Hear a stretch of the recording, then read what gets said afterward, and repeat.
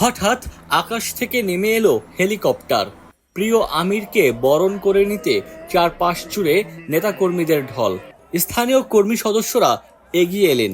এরপর সবার ভালোবাসায় সিক্ত হলেন জামায়াতে ইসলামীর আমির ডাক্তার শফিকুর রহমান।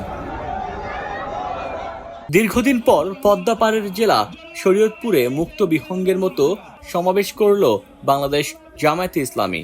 বিগত স্বৈরাচারের আমলে জেল, জুলুম আর নির্যাতনের বর্ণনা দেন জামায়াতের আমির। এক এক করে 11 জন শীর্ষ নেতাকে আমাদের বুক থেকে কেড়ে নেওয়া হয়েছে। একজন ছাড়া বাকি 10 জন দুনিয়া থেকে বিদায় নিয়েছেন। একজন যিনি বেঁচে আছেন তিনি এখন পর্যন্ত এই পরিবর্তিত বাংলাদেশেও এখনো তার ঘাট থেকে জুলুমের বোঝা সরে নাই। তিনি আমাদের প্রিয় ভাই এটিএম আজহারুল ইসলাম। সমাজে কল্যাণের জন্য যুব সমাজকে এগিয়ে আসার আহ্বান জানিয়ে আমিরে জামায়াত বলেন, যুব সমাজ সব ষড়যন্ত্রের বিরুদ্ধে শক্তিশালী এক হিমালয় পর্বত।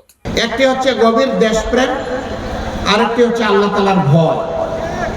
এই দুইটা নিয়ে যদি আমাদের যুবকেরা এগিয়ে আসে, তারা হবে ইনশাআল্লাহ সকল ধরনের ষড়যন্ত্রের বিরুদ্ধে হিমালয় পর্বত। এই পর্বত কষিয়ে দিতে যেই মাথা দিয়ে গুতা দিব, ওর মাথা ভেঙে চুরমার হয়ে যাবে।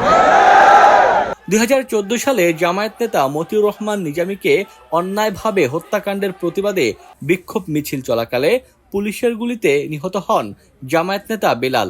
সমাবেশ শেষে তার কবর জিয়ারত করেন জামায়াতের আমির। ডেস্ক রিপোর্ট, দৈনিক ডেস্টিনি।